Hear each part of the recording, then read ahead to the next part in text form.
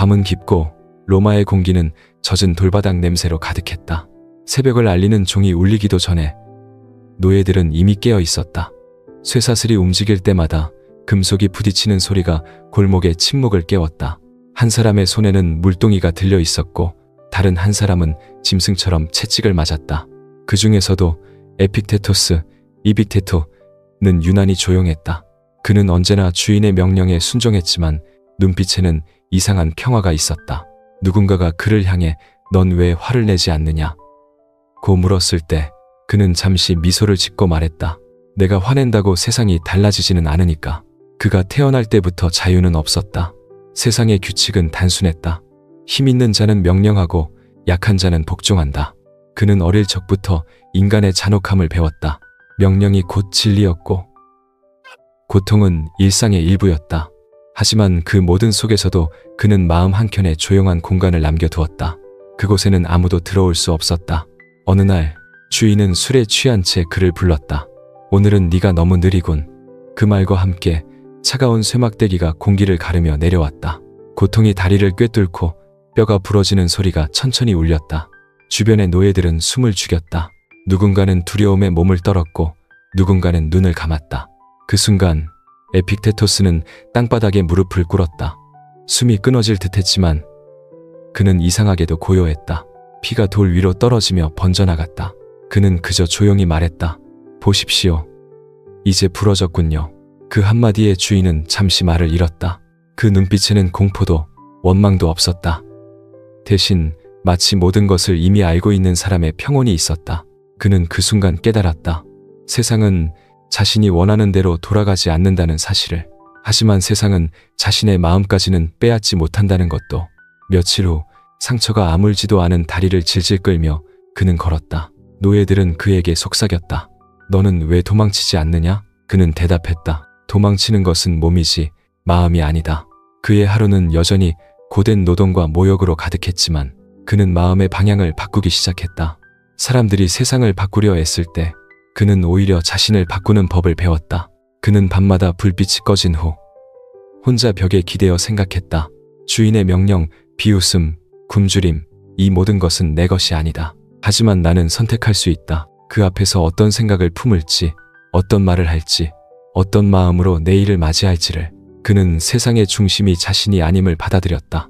대신 자신의 내면이야말로 유일하게 다스릴 수 있는 왕국임을 알았다. 그의 철학은 불 속에서 다듬어진 철처럼 단단해졌다. 시간이 흘러 그는 자유를 얻었고 제자들을 가르쳤다. 그때마다 그는 말했다.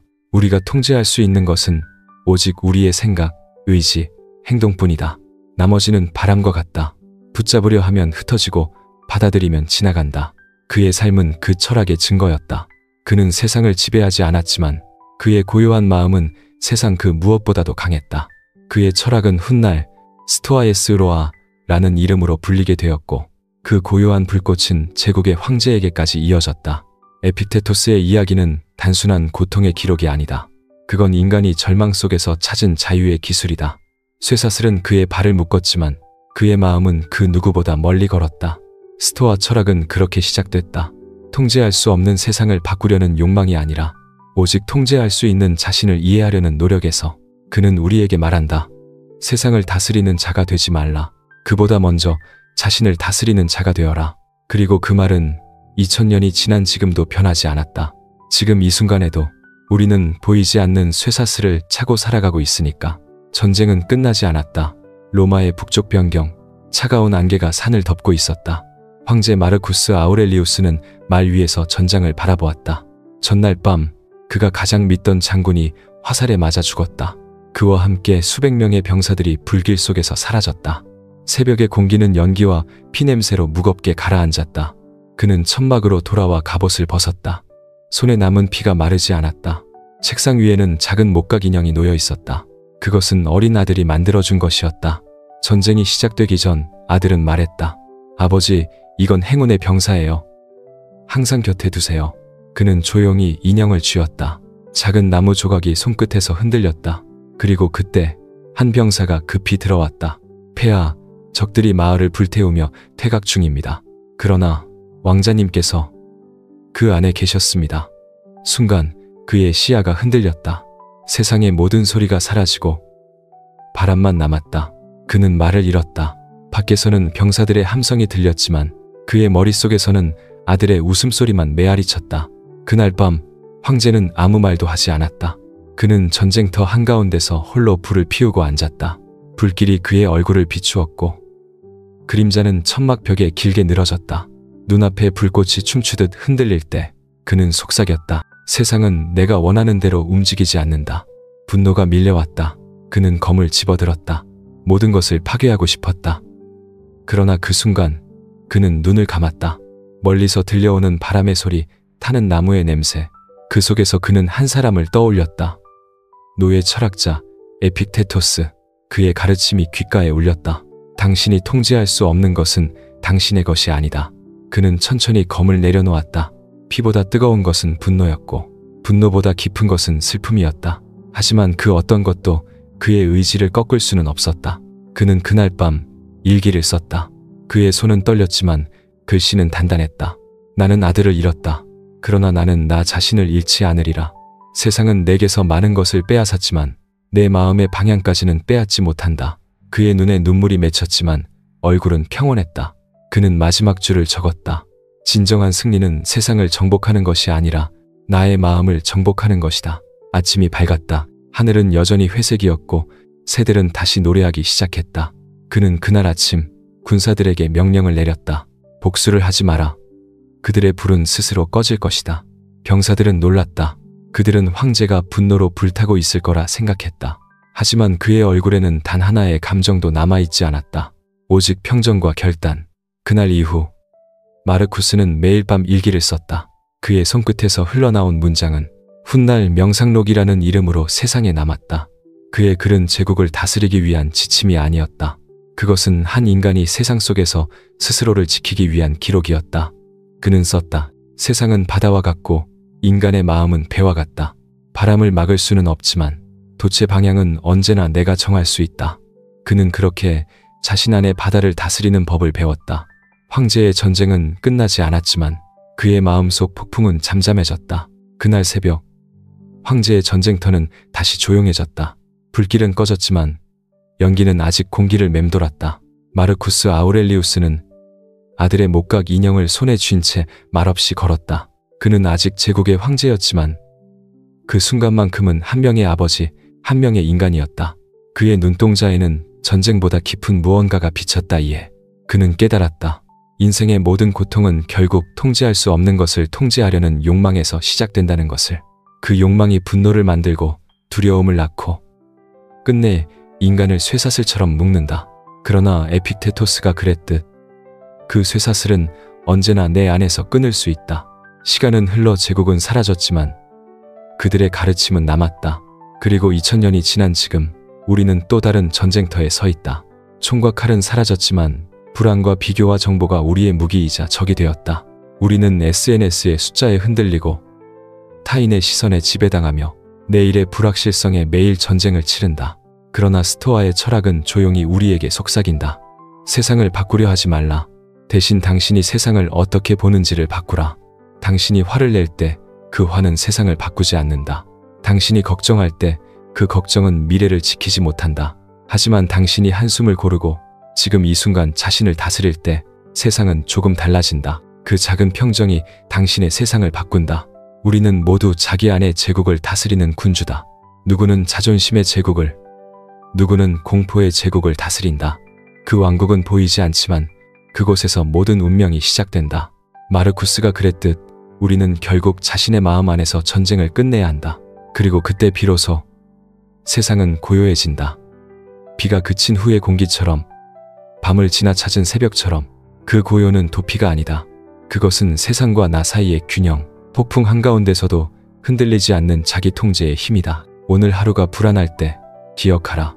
당신의 손에 있는 것은 결과가 아니라 반응이다. 세상은 당신을 움직일 수 있지만 당신이 세상을 어떻게 이해할지는 오직 당신의 선택이다. 진정한 자유는 세상이 주는 무엇이 아니라 세상이 빼앗을 수 없는 무엇이다. 그 고요한 진리를 마음속에 품는 순간 우리는 더 이상 노예도 황제도 아닌 그저 자신의 삶을 온전히 살아가는 한 사람이 된다. 마르쿠스 아우렐리우스가 세상을 떠난 지 1800여 년이 흘렀다. 그의 손에 들려있던 명상록은 여전히 누군가의 침대맡에, 책상 위에, 혹은 지하철 속 전자책 화면 위에 놓여 있다. 누군가는 그것을 고대 철학서라 부르고 누군가는 인생의 지침서라 말한다. 그러나 그에게 그것은 단 한 권의 자기 자신과의 대화였다. 그의 글은 장황하지 않다. 짧은 문장, 담담한 어조, 그리고 깊은 고독이 흐른다. 그 속에는 한 제국의 황제보다 한 인간의 고백이 있다. 오늘 내가 만날 사람들은 건방지고 배은망덕하며 시기와 질투로 가득할 것이다. 그러나 나는 그들로 인해 내 본성을 잃지 않으리라. 그는 늘 자신에게 말했다. 세상을 미워하지 말고 세상 속에서 인간을 이해하라. 모든 것은 흘러가고 영원한 것은 없다. 그리고 오직 나의 판단, 나의 선택, 나의 행동만이 나의 진실이다. 이 얼마나 인간적인 말인가. 황제라 해도 그는 우리처럼 흔들렸다. 분노했고 슬퍼했고 피곤했다. 하지만 그럴 때마다 그는 다시 펜을 들어 자신에게 썼다. 지금 이 감정은 내 것이 아니다. 내가 선택하지 않는 한 그 누구도 내 마음을 지배할 수 없다. 그의 문장은 명령이 아니라 위로였다. 어제 실패한 나, 오늘 흔들리는 나, 내일이 두려운 나를 위한 다정한 메모였다. 그의 철학은 차가운 이성이 아니라 뜨겁게 식은 감정의 잔해 속에서 피어난 통찰이었다. 어떤 날에는 이런 구절이 있었다. 죽음은 두려운 것이 아니다.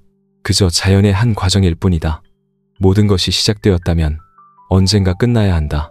그러니 끝을 두려워하지 말고 오늘의 의미를 붙잡으라. 그 구절을 읽을 때마다 나는 오래된 유리창에 비친 내 얼굴을 본다. 피곤한 표정, 빠르게 흘러가는 하루, 멈추지 않는 일과 소음 속에서도 그의 말이 내 안에서 잔잔히 울린다. 지금 이 순간 나는 무엇을 통제하려 애쓰고 있는가? 그 질문이 나를 멈추게 한다. 나는 결과를 조급히 바꾸려 하고 타인의 시선에 흔들리고 아직 오지도 않은 내일을 걱정하며 오늘을 흘려보낸다. 그러나 그 모든 것은 내 손에 닿지 않는 것들이다. 내가 할 수 있는 건 지금 이 한순간의 선택뿐이다. 어떤 생각을 품을 것인가? 어떤 말로 하루를 마무리할 것인가? 어떤 마음으로 내일을 맞이할 것인가? 마르쿠스가 그토록 강조한 것은 세상을 바꾸라가 아니었다. 그는 단 한 줄로 모든 진리를 말했다. 스스로를 다스리는 자는 이미 세상을 다스린 자다. 이 말은 세기를 넘어 여전히 유효하다. 우리는 여전히 외부의 폭풍에 휩쓸리고 보이지 않는 불안에 흔들린다. 하지만 그 속에서도 한 가지는 변하지 않는다. 내 안에 중심을 세울 수 있는 자유. 나는 종종 명상록을 덮은 뒤 마음속으로 그를 떠올린다. 전쟁터의 새벽, 불빛 아래 앉아있던 그 황제의 뒷모습. 그가 느꼈던 고독은 어쩌면 지금 우리 모두의 고독과 닮아있다. 우리 각자도 삶이라는 전쟁터에서 싸우고 있으니까. 하지만 그는 그 고독을 두려워하지 않았다. 그는 그 고요 속에서 스스로를 단련했고 세상의 폭풍이 아닌 자기 마음의 파도를 잠재우는 법을 배웠다. 그가 진정으로 정복한 것은 로마가 아니라 자기 자신이었다. 오늘 나는 그 철학을 따라본다. 누군가의 말에 상처받을 때, 원하지 않는 일이 내 앞을 가로막을 때 그의 한 문장을 되뇌인다. 그것은 나의 것이 아니다. 나의 것은 오직 나의 반응뿐이다. 그 짧은 문장이 나를 다시 중심으로 데려온다. 불안이 줄어들고 세상이 조금 고요해진다. 그리고 깨닫는다. 진짜 평화는 세상이 조용해질 때 오는 게 아니라 내 마음이 조용해질 때 온다는 것을. 이제 나는 이 이야기를 조용히 마무리하며 마르쿠스의 목소리를 대신 전하고 싶다. 그가 전쟁터에서 써내려간 그 철학이 당신의 하루에도 작은 평정을 가져다 주길 바란다. 만약 이 이야기가 마음에 닿았다면 그의 가르침을 한 사람에게만이라도 전해달라. 커피 한 잔을 마시며 조용히 이렇게 말해도 좋다. 우리가 세상을 다스릴 수는 없지만 우리의 마음은 언제나 우리 손안에 있다. 그 한마디가 어쩌면 또 다른 누군가의 새벽을 밝힐지도 모른다. 그리고 그렇게 왕이 남긴 철학은 여전히 이어질 것이다. 당신의 삶 속에서, 당신의 평정 속에서 조용히, 그러나 영원히. 밤은 깊고 로마의 공기는 젖은 돌바닥 냄새로 가득했다. 새벽을 알리는 종이 울리기도 전에 노예들은 이미 깨어 있었다. 쇠사슬이 움직일 때마다 금속이 부딪히는 소리가 골목의 침묵을 깨웠다. 한 사람의 손에는 물동이가 들려 있었고 다른 한 사람은 짐승처럼 채찍을 맞았다. 그 중에서도 에픽테토스는 유난히 조용했다. 그는 언제나 주인의 명령에 순종했지만 눈빛에는 이상한 평화가 있었다. 누군가가 그를 향해 넌 왜 화를 내지 않느냐 고 물었을 때 그는 잠시 미소를 짓고 말했다. 내가 화낸다고 세상이 달라지지는 않으니까. 그가 태어날 때부터 자유는 없었다. 세상의 규칙은 단순했다. 힘 있는 자는 명령하고 약한 자는 복종한다. 그는 어릴 적부터 인간의 잔혹함을 배웠다. 명령이 곧 진리였고 고통은 일상의 일부였다. 하지만 그 모든 속에서도 그는 마음 한켠에 조용한 공간을 남겨두었다. 그곳에는 아무도 들어올 수 없었다. 어느 날 주인은 술에 취한 채 그를 불렀다. 오늘은 네가 너무 느리군. 그 말과 함께 차가운 쇠막대기가 공기를 가르며 내려왔다. 고통이 다리를 꿰뚫고 뼈가 부러지는 소리가 천천히 울렸다. 주변의 노예들은 숨을 죽였다. 누군가는 두려움에 몸을 떨었고 누군가는 눈을 감았다. 그 순간 에픽테토스는 땅바닥에 무릎을 꿇었다. 숨이 끊어질 듯 했지만 그는 이상하게도 고요했다. 피가 돌 위로 떨어지며 번져나갔다. 그는 그저 조용히 말했다. 보십시오. 이제 부러졌군요. 그 한마디에 주인은 잠시 말을 잃었다. 그 눈빛에는 공포도 원망도 없었다. 대신 마치 모든 것을 이미 알고 있는 사람의 평온이 있었다. 그는 그 순간 깨달았다. 세상은 자신이 원하는 대로 돌아가지 않는다는 사실을. 하지만 세상은 자신의 마음까지는 빼앗지 못한다는 것도. 며칠 후 상처가 아물지도 않은 다리를 질질 끌며 그는 걸었다. 노예들은 그에게 속삭였다. 너는 왜 도망치지 않느냐? 그는 대답했다. 도망치는 것은 몸이지 마음이 아니다. 그의 하루는 여전히 고된 노동과 모욕으로 가득했지만 그는 마음의 방향을 바꾸기 시작했다.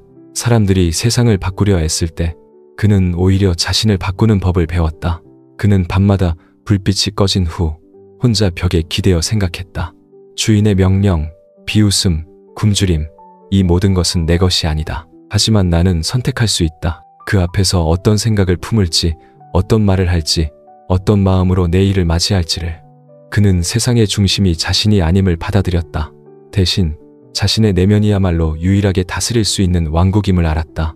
그의 철학은 불 속에서 다듬어진 철처럼 단단해졌다. 시간이 흘러 그는 자유를 얻었고 제자들을 가르쳤다. 그때마다 그는 말했다. 우리가 통제할 수 있는 것은 오직 우리의 생각, 의지, 행동뿐이다. 나머지는 바람과 같다. 붙잡으려 하면 흩어지고 받아들이면 지나간다. 그의 삶은 그 철학의 증거였다. 그는 세상을 지배하지 않았지만 그의 고요한 마음은 세상 그 무엇보다도 강했다. 그의 철학은 훗날 스토아라는 이름으로 불리게 되었고 그 고요한 불꽃은 제국의 황제에게까지 이어졌다. 에픽테토스의 이야기는 단순한 고통의 기록이 아니다. 그건 인간이 절망 속에서 찾은 자유의 기술이다. 쇠사슬은 그의 발을 묶었지만 그의 마음은 그 누구보다 멀리 걸었다. 스토아 철학은 그렇게 시작됐다. 통제할 수 없는 세상을 바꾸려는 욕망이 아니라 오직 통제할 수 있는 자신을 이해하려는 노력에서. 그는 우리에게 말한다. 세상을 다스리는 자가 되지 말라.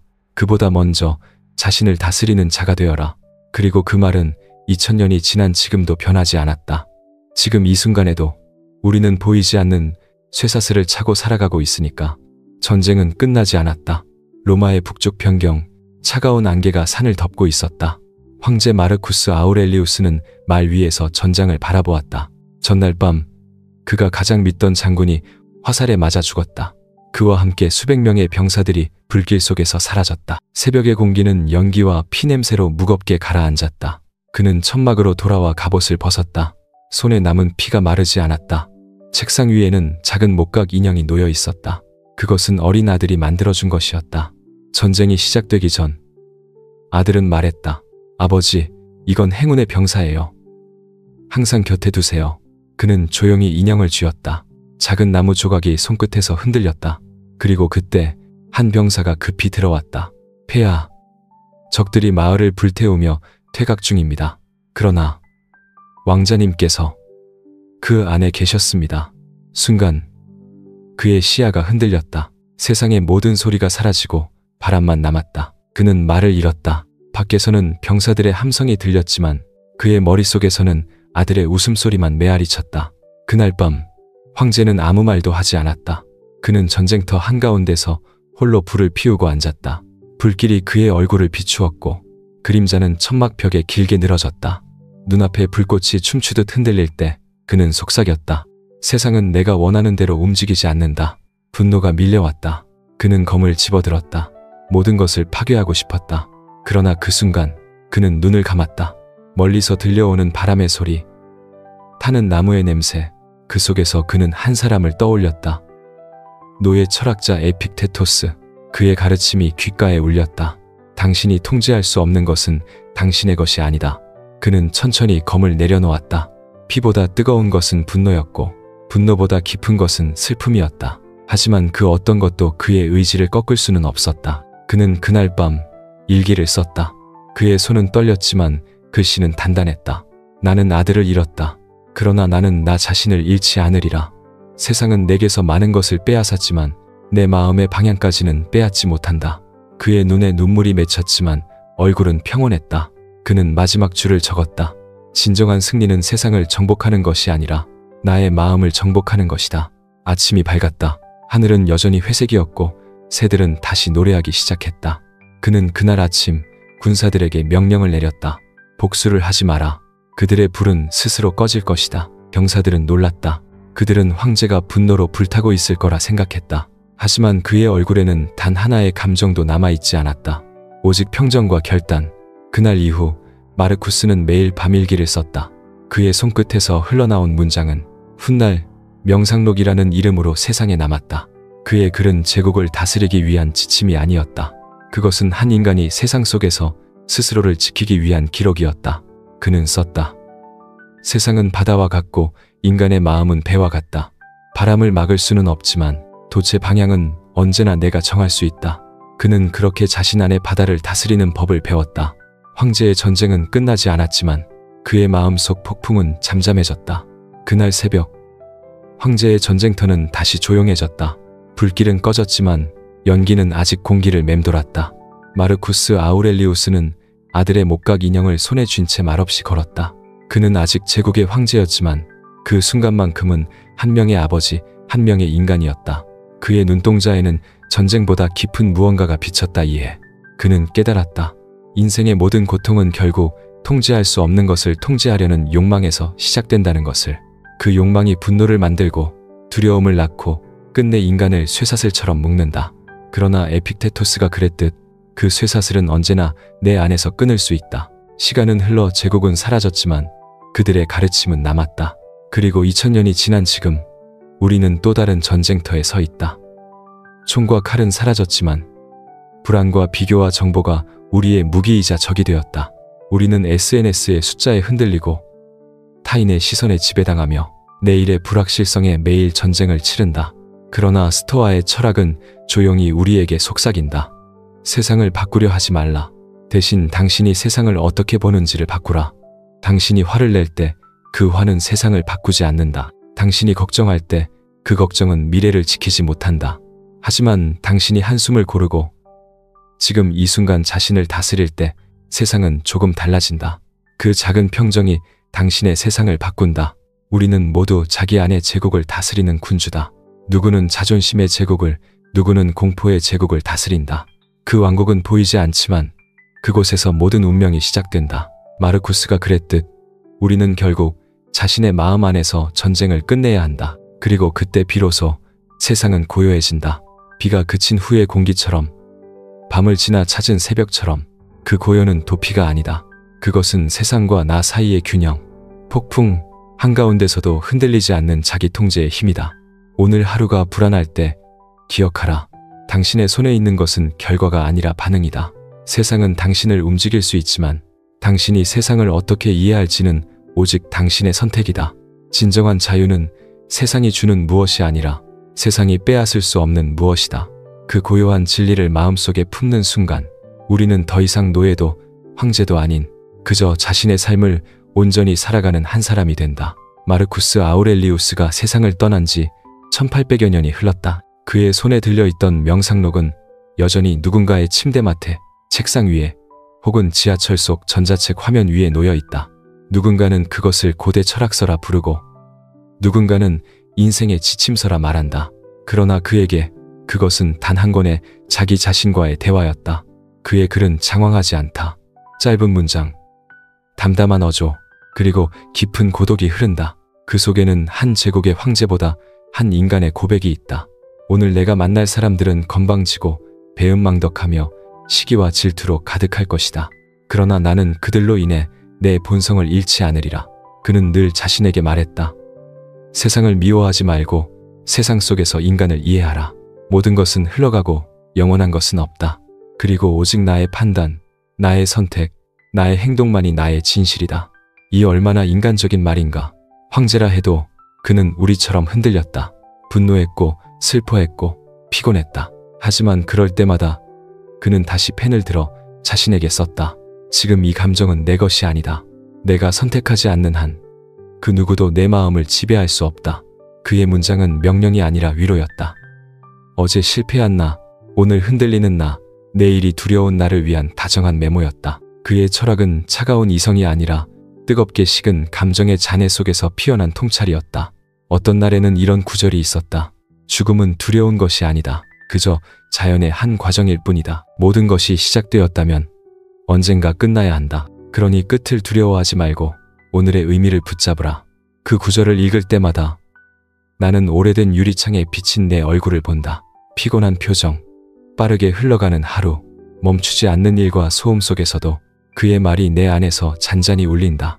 지금 이 순간 나는 무엇을 통제하려 애쓰고 있는가? 그 질문이 나를 멈추게 한다.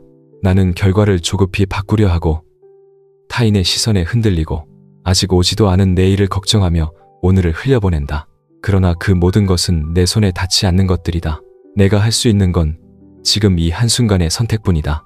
어떤 생각을 품을 것인가? 어떤 말로 하루를 마무리할 것인가? 어떤 마음으로 내일을 맞이할 것인가? 마르쿠스가 그토록 강조한 것은 세상을 바꾸라가 아니었다. 그는 단 한 줄로 모든 진리를 말했다. 스스로를 다스리는 자는 이미 세상을 다스린 자다. 이 말은 세기를 넘어 여전히 유효하다.